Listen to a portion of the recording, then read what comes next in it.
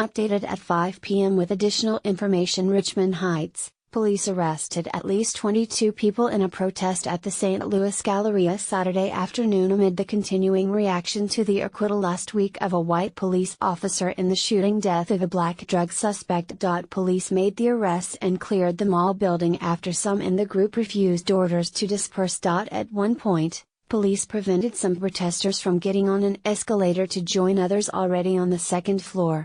Some trash cans were overturned. St. Louis County Police said an officer was taken to a hospital with a back injury and that 2 protesters had minor injuries. A tweet from County Police said the charges are expected to include rioting, trespassing, disorderly conduct and assaulting a law enforcement officer. Police said about 150 other people followed dispersal warnings and peacefully left.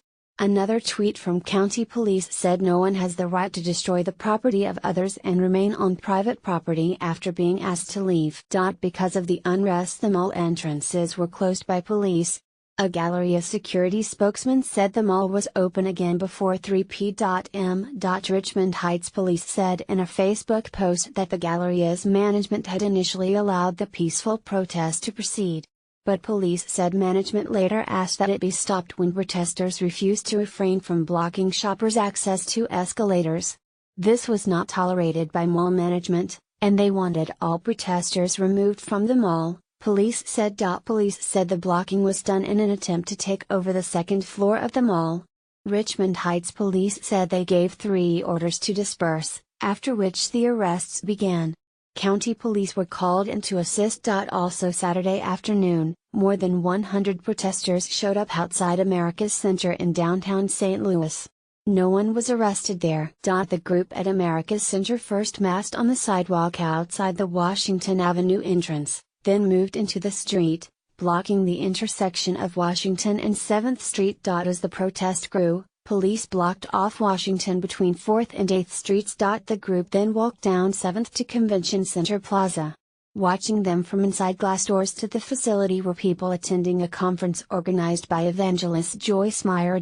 Protesters included several clergy members. One protest backer, the Reverend Darrell Gray, said one of their goals was to get Meyer to speak out on the issue.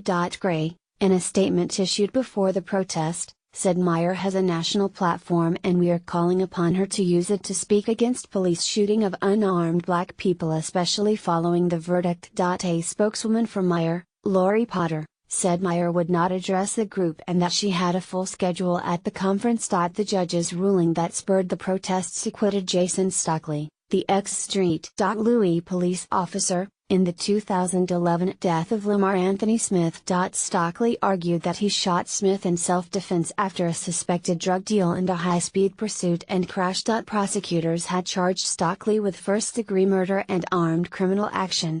They alleged that he carried out the premeditated murder of Smith by shooting him 5 times at close range and then planting a revolver in Smith's car after police pulled Smith's body from the vehicle. Christian Gooden and Denise Hollenscht of the Post-Dispatch staff contributed to this report.